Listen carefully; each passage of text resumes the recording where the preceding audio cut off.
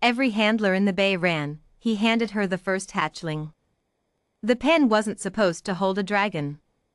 Bay 14 at Cassin's Gate Customs Hold was rated for large livestock, Draveth breed cattle, the occasional bonded marshocks, freight-certified equine stock. The posted capacity was 4 tons. The intake manifest for the 0200 freight run from the outer settlements listed 2 crates of fertilizer compound, a sealed engine block, and 1 item logged simply as large fauna, bonded agricultural, non-hostile. Non-hostile. I found that line funny, later. Not at the time. My name is Voss Dale. I have cleaned animal transit pens at Cassin's Gate for 19 years. I am not a handler. I am not a vet. I am not rated for any fauna above Class 2. I carry a mop, a bucket, and a laminated list of compounds I'm allowed to use on which surfaces. That is the sum total of my professional qualification for what happened in Bay 14 on the night of the 7th of Turvan. The 6 rated handlers were there when the manifest error became apparent. The container seal broke at 0214, and what stepped out of that crate into Bay 14 was a deep teal dragon, a true draconic female, scaled from jaw to tail tip, wing joints folded tight against her back, standing roughly shoulder height to the overhead gantry crane. She was easily 4 times the posted pen capacity. She was also, as became immediately clear from the way she was moving, close to the end of a clutch cycle. The handlers lasted about 40 seconds after the seal broke. I don't blame them. I was in the supply corridor off the east wall, refilling a cleaning solution drum, and I heard the crate seal go, heard the bang of her shoulder against the pen wall, heard 6 pairs of boots hit the gantry stairs at a dead sprint. Then the emergency door at the top of the stairs sealed with a pressurized thunk, and the comms unit on the wall started broadcasting the hold evacuation tone, 3 long pulses, repeating. And it was just me and her. I stood in the supply corridor doorway for what I estimate was a full minute. She hadn't seen me yet. She was turning slow circles in the pen, her tail sweeping the rear wall, her head low. Her breathing was labored, a deep, rasping pull on each inhale. Every few seconds a tremor ran through her flank. She kept pressing her side against the pen wall, not to escape, I realized. She was bracing against it. She was in labor.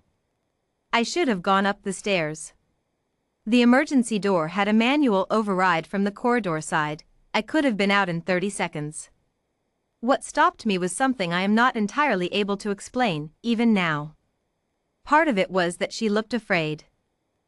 Not aggressive. Not territorial. Afraid, the way any large animal looks afraid when it's in pain and in a strange place and nothing around it is familiar.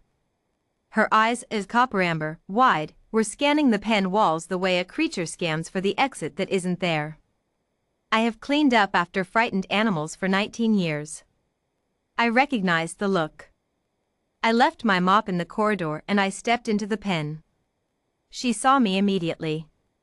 The head swung around, an enormous, scale-ridged head with a jaw that could have closed over my torso, and she went very still. I went very still. We looked at each other across 4 meters of concrete, and neither of us moved. Then another contraction hit her, and she pressed hard into the wall and made a sound I had not heard any animal make before, low, sustained, not quite a groan, more like a vibration than a vocalization, something I felt in my chest before I heard it with my ears. Her legs buckled slightly at the knees, and I moved before I made any conscious decision to move. I crossed the floor, put my hand flat on her side, and said, steady. That is what you say to frightened animals. You say it because it does something to your own voice when you say it, steadies the pitch, keeps the breath from going thin. I learned that in year 3 of this job, from a retired stock driver who smelled of engine oil and said it worked on everything from calves to customs inspectors. He was right. She didn't move away from my hand. She turned her head and looked at me, one great copper eye tracking down and fixing on my face from approximately a meter above, and then another contraction came, and she pressed into the wall again, and I pressed back against her flank with my shoulder, The way you brace a mare, and said, "Steady, steady," into the noise of the evacuation tone. The comms unit on the wall had switched from the tone to a recorded voice. * all non-essential personnel, hold position. Handler units are being dispatched to Bay 14.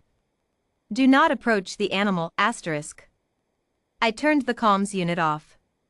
What followed was 3 hours and 40 minutes. I don't have a precise account of it because I stopped tracking the wall clock sometime in the second hour. What I know is this: she birthed 4 hatchlings on the floor of Bay 14, and I was there for each one. The first I had to help turn. She was too exhausted and too cramped against the wall to manage the reach herself, and I did it with my bare hands because there was nothing else available. The hatchling, a small, damp, scaled thing about the size of a large house cat, deep teal like its mother but paler at the throat, and I set it in the crook of her forelimb and she curved around it without being shown how. The second and third came faster. The fourth was the difficult one. It took a long time and she was very tired and I talked for most of it. Not instructions. There was nothing to instruct. I just talked, the way I talk to the livestock to keep them from panicking in the close dark of a sealed pen. I talked about the job, about the gate, about the freight runs that came in every night from the outer settlements with their strange manifests and stranger cargo. I told her the dock smelled like hydraulic fluid and old grain and that in spring the winds off the reach came through the loading bays smelling like cut grass, and I didn't know if any of that meant anything to her, but she kept her eyes on me and her breathing stayed even. And the fourth hatchling came at 0611 when the bay lights switched to morning cycle and pale gold light fell through the skylights above. I sat down on the floor next to her. She lowered her head and rested it on the concrete approximately 30 centimeters from my leg.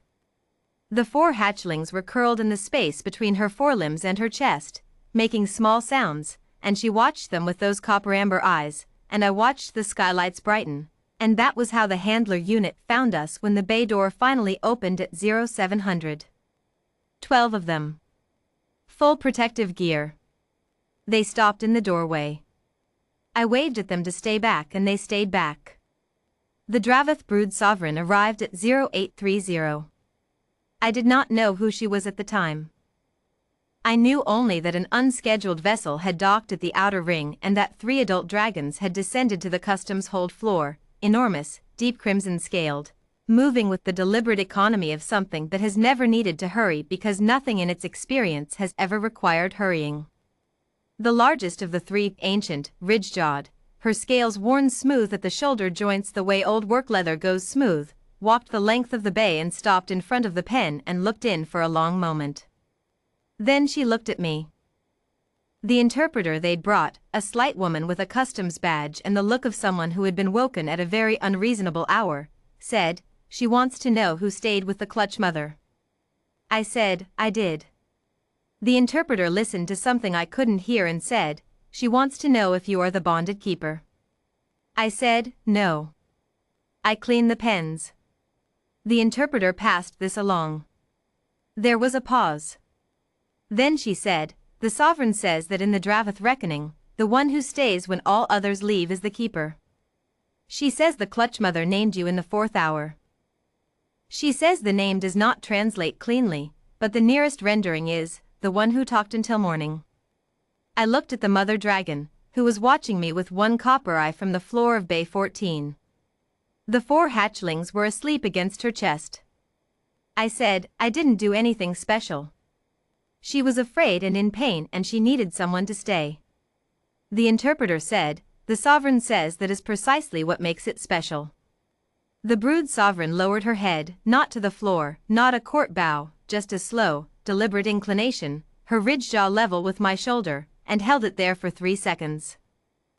Then she raised it and turned to the pen, and the customs hold filled with the low sustained vibration that I now knew was the sound they made when something mattered. I went and got my mop. The drain by the east wall needed doing, and the morning freight run was due at 0900, and nobody else was going to clean Bay 14. Some mornings, since then, I hear that vibration in my chest before I hear anything with my ears, and I look up, and there is a deep teal shape banking slow over the loading apron before it climbs back toward the outer reach, and then the 0900 run comes in, and I get back to work.